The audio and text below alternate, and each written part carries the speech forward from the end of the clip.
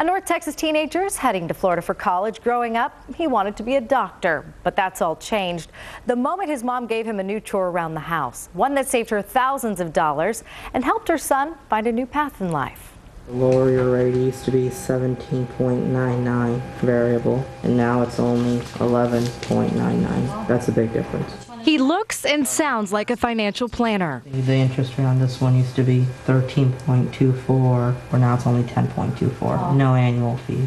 But he's not. This is a mother and son crunching numbers, just as they've done for 8 years, since Danny was 11 years old. I noticed that when he was 10, he was very into finances, and every time I paid bills, and he would come and watch me. When Mom Rita started getting behind on finances, her then little boy took notice. And Danny said, "Mom, why don't you let me take care of this?" I looked at him, I'm like, no way I'm gonna give it to you. But she did, starting small and under close supervision. When she started working longer hours at her jobs, I was asked to just open the mail and pay the bills, log in, and just make sure nothing is delinquent. Very shocked.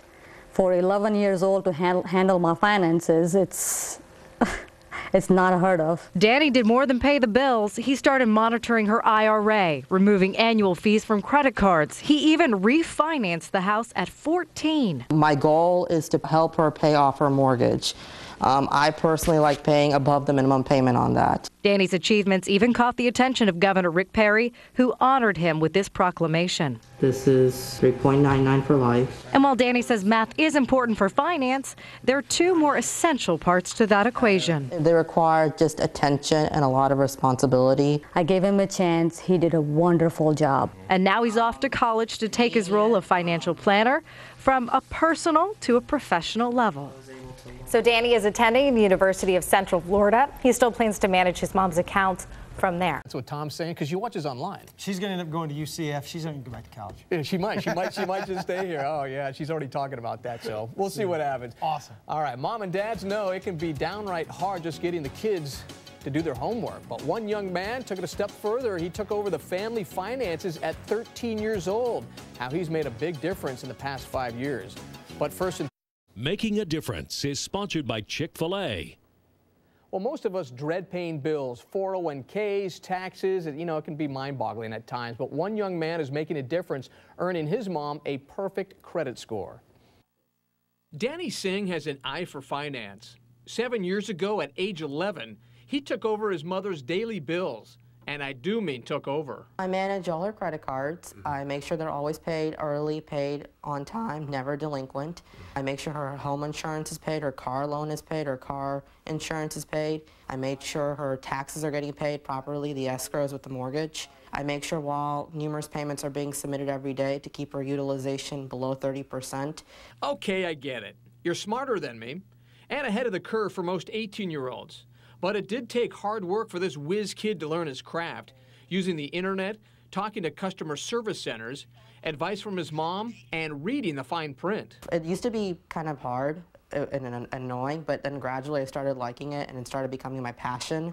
And so now I really like finances and want to do that in college. Danny got into crunching numbers when his mom was working longer hours and she didn't have time to stay on top of the family bills. Now, there's time for everything. I'm able to spend the day with her, and she really likes spending time with me and not having to deal with the stress. And she's really happy, since my father passed away, that she has a person she can share it with, and it's made us closer.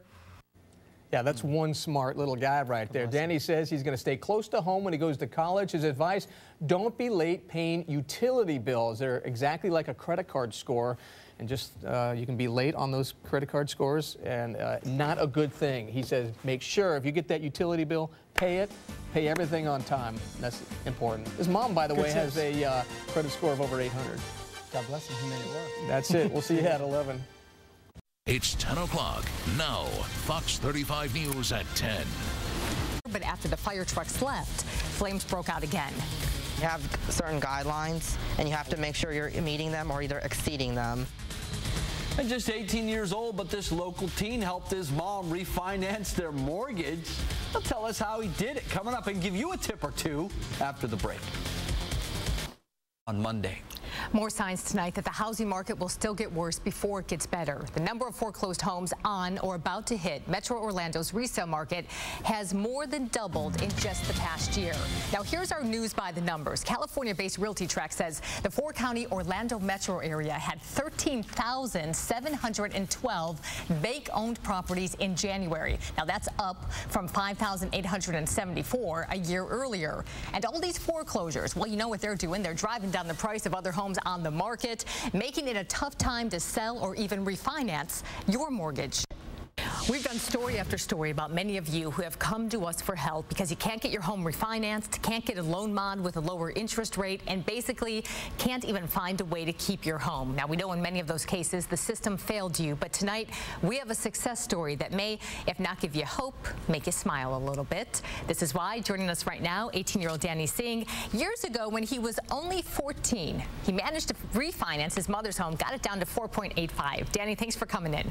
Thank you. All right, so the first and most obvious question tonight, how did you become such a whiz kid, numbers cruncher at the age of 14? I started handling my mother's finances when I was 11. I started with their credit cards, but then I started wanting to know about other financial aspects, and so I grew into the mortgage. Do you get above average grades in school, or what's the deal here? I mean, because 14 years old, giving your mom direction, that's pretty much unheard of. Doing the finances have actually improved upon my academic skills, so they've actually contributed to me getting better grades in school. All right, but again, you just liked it? You just wanted to do it? One day you said, Mom, hey, let me do it? No, actually, she started having to work longer hours, and so she asked me to make sure the bills were not getting late, to just open the mail and just pay them. All right, and you did it. Yeah, I did. All right, let's talk a little bit about this refinancing. What was the interest rate on your mom's home before you refinanced? It was at 5.8. Okay, and you got it down to 4.85. So when you began the process of getting that refinance, obviously your mom had to represent by signing everything, but what did you do? I talked to Bank of America. I told they looked at her credit report. They made sure her scores were above 700. I was actually quite proud of myself for that. You should be. Did you run into any difficulties at that time with the bank? Well, they still didn't want. I couldn't get it originally at 4.86. They were approving her for 5.2, but then I suggested paying points, which is paying interest up front, because we were planning on living in Orlando, Florida forever. It's beautiful here, and all our family's here. And so I was able to negotiate with them over the phone to lower it to 4.86. They were very pleased with the performance on the credit cards, and considering we also have our credit cards with Bank of America. So it all worked out for you. Was it tough? Yeah, it was, because they asked for her income. They compared her income to her credit card debt to calculate the debt-to-income ratio. Did you have to persuade him? Yes, I did have to persuade them. It wasn't easy, because they have certain guidelines, and you have to make sure you're meeting them or either exceeding them. All right, so the bottom line, the lesson for everyone to learn here tonight is be persistent. You were, and it worked. Yes, be persistent, don't give up, be confident in yourself and your credit. All right, thank you very much, sir. We appreciate your time. Good information. Thank you. And we all feel smarter already. Thanks, guys. New tonight, serious concerns about stormy weather where you live. All the time. You're watching News 13 with Yvette Bruce Wall and meteorologist Dave Cacciarella. This is News 13 Primetime. Good evening, everybody. Thanks so much for joining us on this Friday night. We're live at 10 o'clock. I'm Yvette Bruce Wall. Here are the big stories. Plus, filing taxes to fixing credit scores. We'll introduce you to a guy who's been taking care of his family's finances since he was just 11 years old. Paying the bills, balancing the checkbook, all the tasking responsibilities of being an adult, right? But one mom says, you know what? She just handed it all over to her young son. News 13's Amanda Evans is joining us live in the newsroom. Amanda, an 11-year-old banker? Yeah, that is when Danny Singh started taking over all of his family's finances. His mom wrote us this email saying he has never been late on a bill in 7 years and has fixed her credit problems. So we had to meet him. With slicked back hair and a jet black suit, Danny Singh looks like any other finance advisor. Laptop in tow and 7 years of experience under his belt. The only thing is, he's just 18 years old. Just it's a matter of responsibility. As long as you're paying your bills on time, then the banks will work with you. It's a responsibility he took on at 11 to help his mom out. She started working longer hours, and so she told me to open the mail and make sure the bills weren't getting late. But he did much more. He took over the family's finances. I do it differently than most adults. I actually pay every day to keep her utilization level on the credit cards below 30% because that's where lenders want to see it. He's helped get his mom a perfect credit score and calls the credit card companies once a week to try and get the interest rates down. And it's worked. One credit card she had a rate of 18%, and I talked to the corporate office and they cut it down to 9.9%. With his power tie and powerful attitude, this is one young man that's got it together. You have to know your spending limits. Don't spend more than what you can't afford. Wise advice from this Whiz kid, taking his passion for money all the way to the bank. Danny Singh is a senior in high school now and is planning for college. When he's not budgeting the checkbook, he's been busy writing essays for college scholarships. With one goal in mind, no big surprise, he wants to study finance. I'm sure his mom is very proud. News 13's Amanda Evans reporting live for us tonight in our newsroom. It's 8 a.m. from Fox 35. This is Good Day. Yep. It's just bizarre. All right, are you worried about your finances? What if a college student could have the answers that you need? Yeah, coming up here on Good Day, we're going to introduce you to a young man, Danny Singh, the financial whiz kid, how he's helped his family and how he can help you, too. There he Also, is. this morning, teachers... Good point. College students finishing school these days with a record amount of debt, but it's not just the students. Their parents are also swimming in debt these days. So sometimes parents might just need to listen to their kids to get on the right financial path. Danny Singh is the teenager known as the financial whiz kid. Now get this, you see these signs up everywhere. So at the age of 11, he took control of the family finances. At 14, started negotiating with the family's mortgage companies and the banks, asking for refunds and lower rates.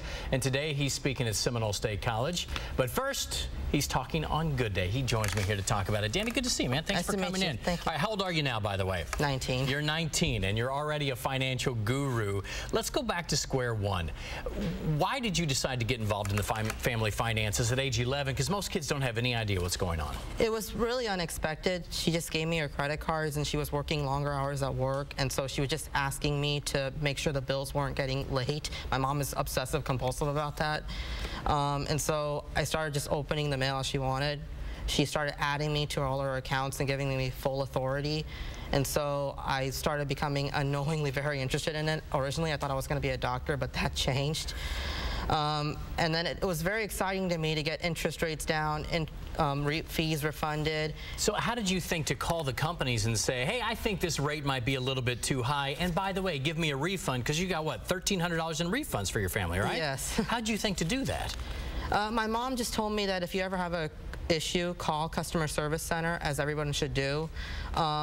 I didn't think I could do that in the beginning, but I said, hey, we should try it. And so that's when I initiated that. And so whenever there's an issue, I always call them or send them a letter or just any kind of contact to get the issue resolved for her. I'm amazed at what you've done, and now, of course, you're in college, and so I would imagine student loan debt is a big issue for you now, too. What do you tell college students about college student loan debt? If you have student loan debt, don't look at it with fear. Look at it with honor, because not everyone can get credit. If you treat your student loan right, it can become your best friend. If you do really well on student loans, you'll have little or no trouble getting a house, getting a credit card, getting just anything, because you need to have credit to get anything in this world. If the best way to handle your student loan, unless there's a fee, an extra fee being charged, pay your student loan, the minimum payment, with a credit card, and then pay your credit card off immediately, because the rewards program does save money. But if there's a fee for doing that, then don't do it. Also, be careful how many times you defer the payment, because when you defer the payment too many times, then the interest starts compounding and your loan amount can eventually double. Yeah. Amy, I wish I'd have met this guy, 20 years ago, right? Thanks. too. Yeah, so you're going to be talking to college students. What other financial issues are college students talking about these days? Because I'm sure it also applies to their parents in many cases. Well, many students ask me why they need a credit card, why not just invest the money? And to answer that, you need to have a credit card because companies will not give you their services, such as a house, car, electricity, anything, without knowing that you will not cheat them. There's no way to tell that you're just not going to use the water for 1 month and not pay the bill when you get it. Then they're having a financial loss, and they're trying to avoid that. So I'm going to emphasize that. I'm also going to emphasize that bankruptcy and debt settlements need to be avoided. That's what I feel is ruining the economy. If you have a lot of debt, again, don't look at it with fear, look at it with honor. You need to pay it off. Just as if your professor gives you a lot of homework, you're just not going to do it. You're going to do it to the best of your abilities. And you're 19. My gosh, you got a lot of wisdom early on. So I assume you're going to now go on into the finance field, right? Yes. All right, so you're going to stay at Seminole and then off to an Ivy League, I would imagine, huh? Hopefully, yes. All right, there you go. Nice career track. Danny, good to see you, man. Thanks you. so much. By the way, the talk today, is it open to the public? Can people come out there and see you? Yes, anyone can come. It's at 12:30 today at Seminole State College, Oviedo campus. It'll end at 1:30. I'll have a handout, and I also have a website, facebook.com/studentsfinance. So please visit it. I'll put more tips on there weekly. Danny, you're off to a great start, doing some good stuff. Thanks, man. Appreciate your time today. Thank you. Appreciate it. All right, Amy, we'll send it over to you guys. All right, we're talking about the chill in the air this morning. He's been on top of finances since age 11. I'm passionate about it. I'm a big believer in paying your bills on time. He refinanced his mother's home mortgage at age 14. Now an honors student at Seminole State, he tells me students need to treat their college loans with respect. Student loans cannot be ignored. They should be handled with honor. Not everybody can get credit, so be proud that you have a student loan under your name. That's because it could lead to other loans you'll need after college if you want to buy a home or a new car one day. His seminars at 12:30 at the Seminole State campus. After refinancing his mother's home mortgage at age 14, this is easy. I want to encourage everyone to pay their bills, avoid bankruptcy because bankruptcy seems to be becoming increasingly popular. In fact, he tells me paying down a college loan's the best thing because it impresses creditors when you go applying for a mortgage or a new car loan. You don't want to give them the impression that you are a high risk. You want to save money and, buy things that you want. The financial whiz kid will share some of his knowledge with fellow students at 12:30 today at the Oviedo campus of Seminole State College.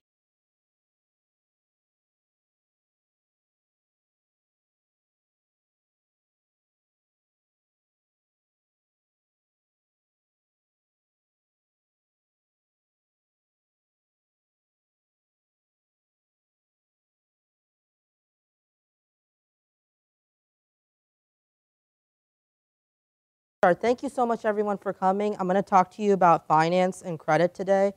Some of you have some misconceptions already about what credit is. You need credit to get anything in this world, such as a cell phone, utility, house, car, and in many states now, a job. Without credit, you can't get anything in this world. Any advice I give you, it's based on my own personal financial experiences. I actually do my mother's finances. I refinanced her house and car. And I've been doing it since I was a child. I've never been late on any kind of bill. So my advice is advice you wouldn't read in any kind of book, and it's guaranteed to help you. Well, why is good financial behavior and credit important? As you know from your parents, without good credit, it makes it difficult to save for your child's education, save for yourselves, and it causes you to have a stress-filled life. It helps you get a better job because 60% of employers now check your credit, your FICO score, and your credit report. The reason for that is because, and this is not meant to be rude, if you have bad credit, it suggests that you're low in character. And so if you're low in character in their eyes, then you're not trustworthy enough to do your job right. So that's the primary reason why having good credit is so important. It also secures your family's financial future. Any bank that gives you credit, such as a loan or service or any company, that's considered a creditor. A credit, you have to pay back the loan money. So credit cards, automobiles, mortgages, personal loans, those are all credit. Many of you have a student loan right now. You have a credit score and credit report right now. A creditor is any financial institution or bank or company.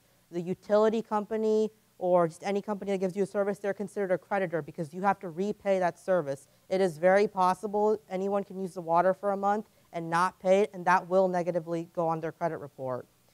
The purpose of credit is to show that you're financially responsible and that you can pay your bills. And as a business, they need to see that you have a good payment history because they don't want to give you loan money or a service and you just never pay it back. Then they have a business loss. That's why everybody must have credit. You must get a credit card. There's no way to escape that. When people say, I have credit, they're referring to their credit history. When they say I have good credit, that means they've never been delinquent. When they say I have bad credit, that means they have been delinquent. When they say I have no credit, then that means they've never had a loan or service or anything. Your credit history shows your credit worthiness. Credit worthiness is the level of trustworthiness you have in repaying a loan or service. The goal of credit is to show that you have a high level of credit worthiness. Credit cards are needed. They show that you can pay your bills. You can't just get a student loan or just a car loan and never get a credit card. You need to get them. And here is the reason why you need to have good credit, because if you have bad credit, contrary to what some people think, you're going to struggle to find a job. Ben Tracy brought us a story today that shows that sometimes the unemployed just can't win. It turns out the bad credit rating that often comes with unemployment can keep folks from landing a new job. Mark Manzo never thought he'd struggle to provide for his two daughters. We weren't rich, but we were comfortable. We had a house, we paid all our bills on time. I had excellent credit. He and his wife Kristen were making $96,000 a year, but last year the stalled economy forced Manzo to shut down his car rental business near Los Angeles. Without a paycheck, he can't pay the bills. The bank foreclosed on the family's condominium. What's it like to be back here now? It's a little sad. Their credit is now wrecked. As a man, I feel like I feel really bad, honestly. I feel like I can't provide for my kids. I can't seem to find a job.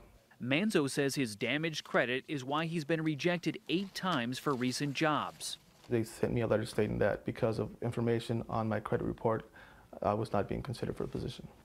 And what did you think when you saw that? My heart sank. I felt like, what am I going to do? What else can I do? 60% of employers say they now run credit checks on some or all of their job candidates. It's legal as long as the job candidate agrees to it, and employers tell them their credit is the reason they're not being hired. Business owners often say credit histories reflect someone's integrity and reliability. They say bad credit can be a sign of someone prone to corruption. If you're stocking shelves, if you're cleaning rooms, if you're a cook, any of those positions that really you do not need a credit check. State Assemblyman Tony Mendoza wrote a new law in California. Beginning in January, use of credit checks in hiring will be banned. The ban will not apply to jobs in law enforcement, management, or jobs involving large amounts of cash. I don't think that a person's credit score or credit history is indicative of a person's trustworthiness or their work ethic. California is joining 6 other states restricting the use of credit checks to screen job applicants. Like Mark Manzo, who stopped opening bills he can't pay. I can't give up. I have 2 little kids. That's not an option for me. I have to keep going. If Manzo doesn't find a job soon, he may have to file for bankruptcy. Ben Tracy, CBS News, Los Angeles. Mark Manzo tells us that he's tried a new strategy. In his last interview, he brought up the credit problem and explained it. And that worked. He told us today that he got a job. So just for the reason that he faced, some of your parents, they can't get jobs because of that reason, because they have bad credit. And it makes it harder for them to pay the bills and save money. And even if you do get a job eventually, you're still going to have high insurance premiums because all insurance companies, such as for term life insurance, car insurance, dental insurance, they all check your credit score and credit report. The reason for that is because it is possible to use the insurance service and not pay the bill. And then the insurance company has a loss. So yes, they all check credit. So when you have good credit, your insurance premiums on all your insurance policies are much cheaper. Bad credit guarantees paying high interest and fees. There are credit cards out there, such as this one, that have interest rates of 80%, 36%, 59%. On top of that, they have annual fees too. So even if you never use the credit card, you still have to pay the annual fee. The annual fees are expensive. They're like $79, $80. I've also seen them on the internet up to $100 and more. So people with bad credit get these credit cards because no one else will grant them a credit card. No traditional bank will grant it to them. Here's an example of someone with bankruptcy or bad credit, what kind of credit card they would get. And I don't want anyone in this room to get such a credit card, which is why I emphasize have good credit. Pay your bills all the time. Using plastic is second nature to most of us, but there are people who can't get credit cards, at least not the kind you normally think of. For example, people with no credit history or a bad credit history, especially people who file bankruptcy. For them, the pickings are slim. So slim, in fact, they might find themselves looking at a deal like this. The Continental Finance MasterCard, issued by First Bank of Delaware. The deal? First, an account setup fee of $99. Then, a program participation fee of $89. An annual fee of $49, and a monthly maintenance fee of $10. So before you get this card in the mail, it's already got a balance of $247 on it. And what's your credit limit? $300. So when you get your card, you're $53 away from going over the limit. But wait, it gets better. Because if you're responsible and you pay your bills on time, they're going to raise your credit limit $100 at a time and charge you $25 every time they do it. How can a company justify a card like this? First Delaware wouldn't comment. A Continental Finance spokesperson insisted their card was a good choice for people with bad credit. But there are other options, like a secured credit card. You put up a cash deposit, say $300, to get a $300 credit line. Here's one with a rate of less than 9% and no fee. Bottom line, just because you've got bad credit doesn't mean you should jump on the first offer you see. Shop around. And no matter what kind of card you're considering, read the fine print. For Money Talks, I'm Stacy Johnson. So that emphasized why I said always have good credit. And if you have bad credit, get a secured credit card. Don't get one of those bad credit cards on the internet. They're very expensive and rip-offs. A secured credit card is when you put a security deposit up, such as $300. That's your spending limit, and you still have to repay that money. Let's say you never pay it, they'll ruin your credit, and they'll keep that security deposit money. The personal recommendation, the cheapest secured credit card I've seen out there for people who have bad credit or no credit is the Wells Fargo secured credit card. The annual fee is only $18. I looked on other websites. The annual fees are much more expensive. The interest rates on all secured cards are pretty high, so ultimately don't carry a balance. Some people said to me that you've been told that you need to carry a balance to build credit. That's not true. If you carry a balance, you're hurting your credit because 30% of the FICO scoring model, which is the scoring model banks use to calculate your credit score, carrying a balance lowers your credit scores because it looks like you're spending beyond your means. And so you're more likely to declare a bankruptcy or default and the bank has a loss. So whoever told you that you need to carry a balance, that's not true. After a year of history, ask the bank if they can remove the annual fee and upgrade you from a secured card to an unsecured card, meaning they give you back your security deposit money and now they trust you blindly. And that causes your credit scores to go up too because now it looks like a business can trust you more. To establish good credit, you need to check your credit report on annualcreditreport.com. Someone told me that their parents signed up for a water service using their social security number, and now this person has a collection account on their credit report that they never knew about, a classmate of mine. So for that reason, check your credit report and make sure there's no negative information, because as bad as this is, sometimes negative information is reported to the credit reporting agencies under your name, even if you had no idea you had an account. You need to have a source of income to get any kind of credit. You need to apply for a credit card. I recommend getting a credit card at a credit union because by law, even if you default, they can't increase your interest rate above 18%. If you got a credit card at a traditional bank and you were late by many days, they can take you up to 30%. Don't apply for many credit cards at once because it lowers your credit score. Even if you're getting denied for the credit cards, don't keep applying because that's going to cause your insurance premiums to go up. They'll find out about all those credit checks, and they're going to think that why are you so desperate for loan money? It makes no sense to them why you're doing that. Use your credit card once every 6 months. Don't just never use it. The reason for that is because it costs money for the banks to run their credit card programs. And they pay fees to the credit agencies to check your credit reports. So they want to make a profit off of you. And if they close the account down, it has a negative impact on your credit score.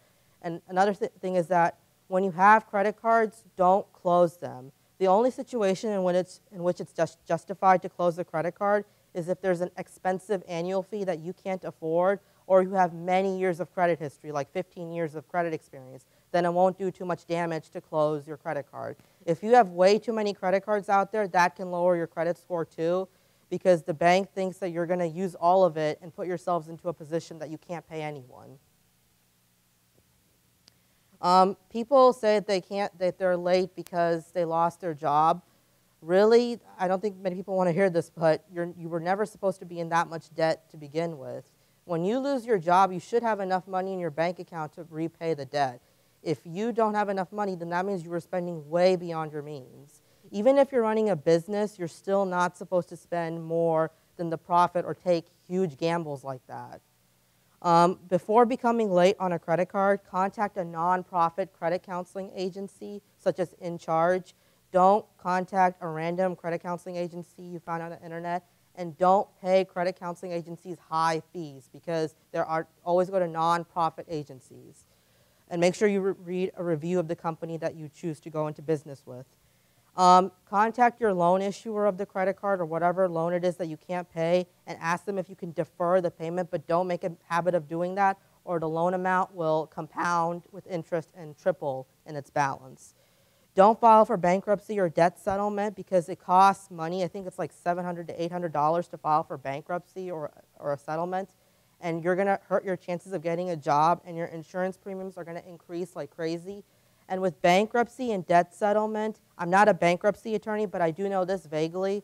When you declare a bankruptcy or settlement, the banks to whom you owe money, they clean out your bank accounts. They levy your bank accounts, and there's nothing you can do to stop them. So you'll have $0 in your bank account. You can borrow money from family.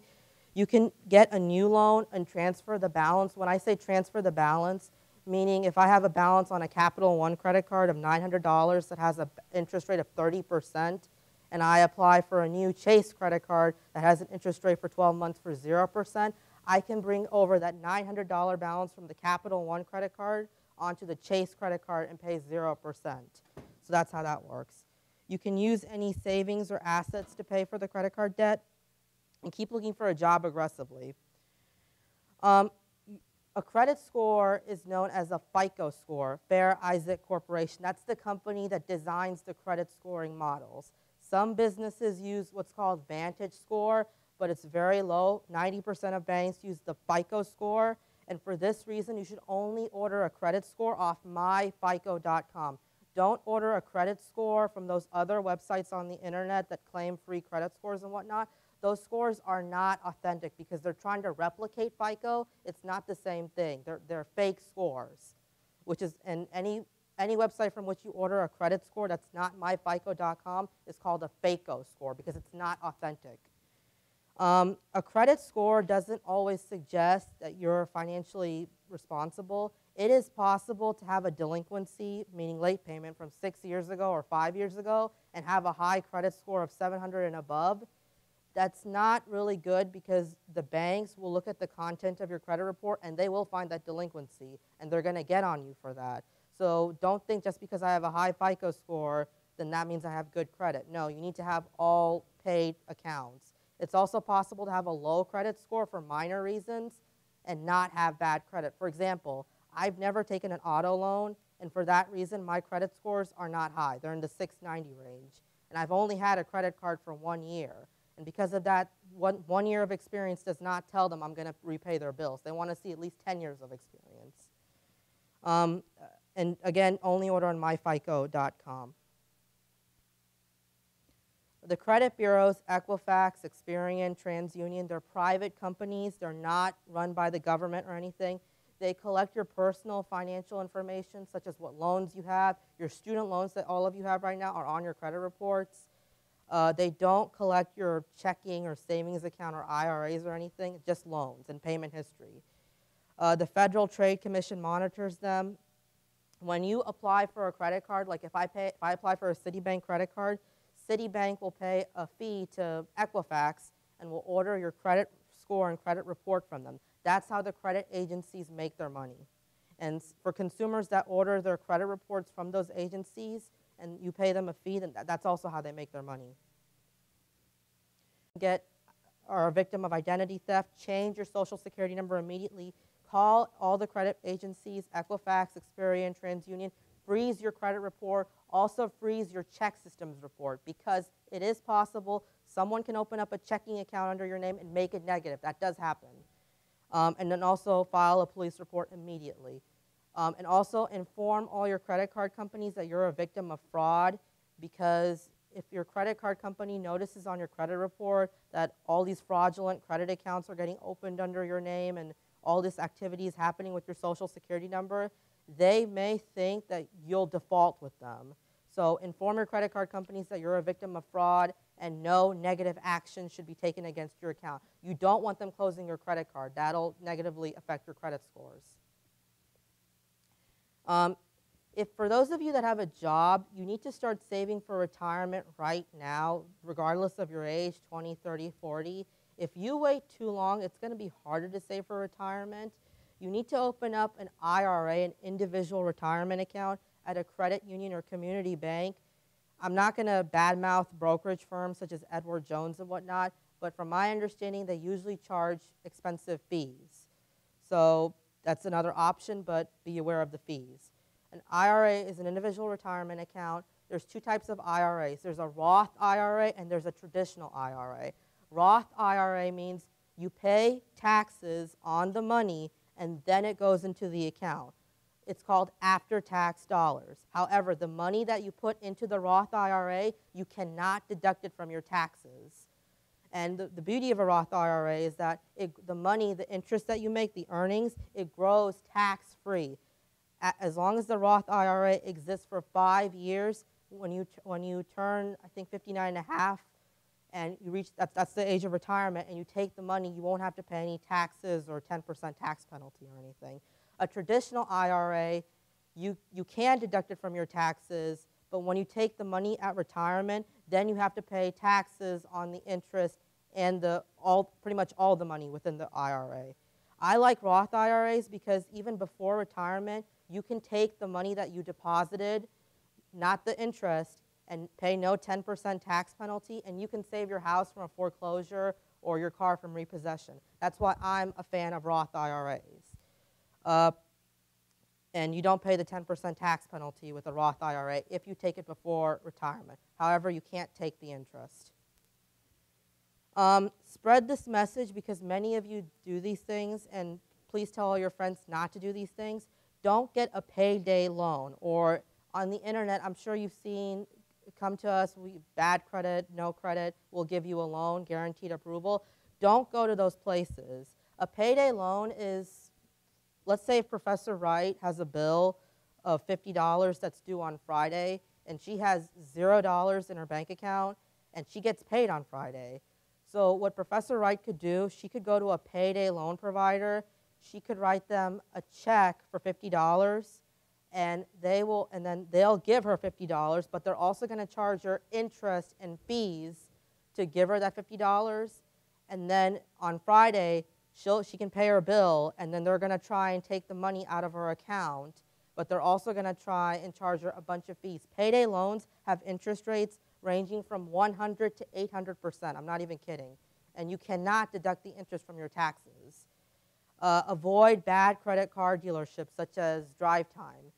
The catch with those is that they sell you a car, but it's very, very expensive, especially for a used car. It's actually more expensive than a new car. And they charge you an interest rate anywhere from 15% to 25% on the auto loan. You're better off just saving for a car. Don't get a car title loan. A car title loan is when you basically give the title of your car, the ownership right, to the car title loan company, and they give you loan money. And if you don't pay back the loan money, they get to keep your car. And it's very dangerous because car title loan companies, they also charge you interest rates ranging from 15 to 36%. Some do charge over 100%. I was looking on the internet. And the goal for them is to make as much profit off of you as possible. The amount of money you pay them will eventually double and triple. So avoid car title loans. Don't get a loan from a pawn shop. Those are very bad too. They have interest rates ranging from 15% all the way to 200%. You'll see them all over the internet. Don't get a cash advance loan, and don't take cash advances from credit cards. Don't get any really high expensive credit cards. A subprime lender is a creditor that gives credit to people with little or no credit, such as Capital One. They're a subprime lender because they have credit cards for people that have no credit history. Not all subprime lenders, but many subprime lenders give you very expensive credit cards, such as ones with 36, 59, 79% interest rates and annual fees. Avoid getting those kinds of credit cards. Get free credit cards from credit unions. Avoid for-profit schools. Many employers think people who get a degree from a for-profit school, you basically purchase the degree like merchandise you would buy at Walmart. They don't think you had a challenging curriculum. They think the school gave you the degree because you gave them so much money. Employers think that. Do not withdraw money from your IRA, individual retirement account, before retirement, or your 401k or 403b. 401k is if you work for a for-profit organization, your employer gives you a special retirement plan. That's called a 401k. It's basically structured with stocks and everything. And you get tax benefits too. At any time you can withdraw the money, but it's dangerous. When you withdraw money from an IRA or 401k or 403b, 403b is for nonprofit organizations.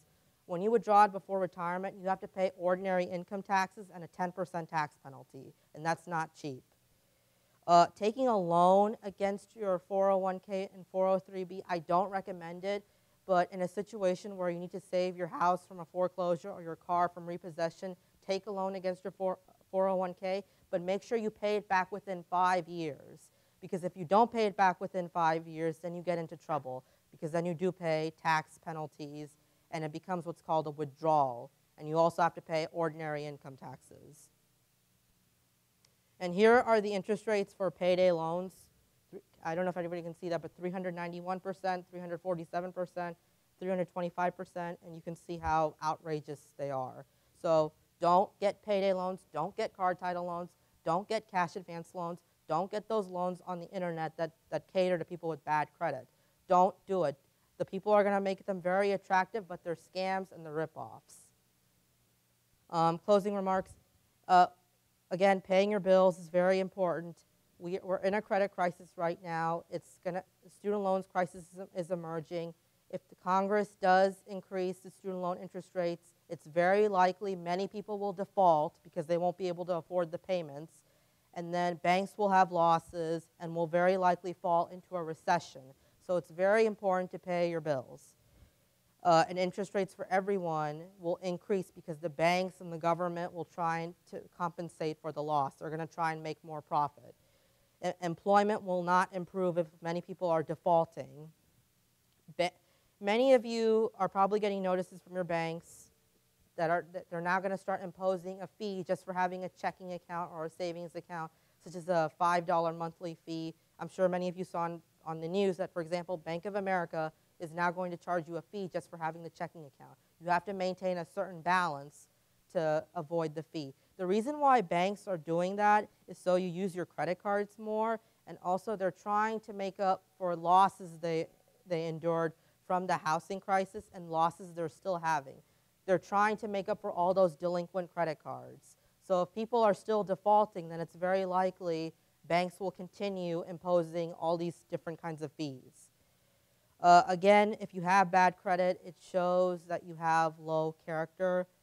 And I'm not trying to be rude with that comment. That's how employers view you. That's how banks view you, because in their mind, you're taking loan money from people, and in a sense, you're stealing from them because you're not paying them back. You don't have to be an expert to have excellent credit. It's very easy. Just pay your bills.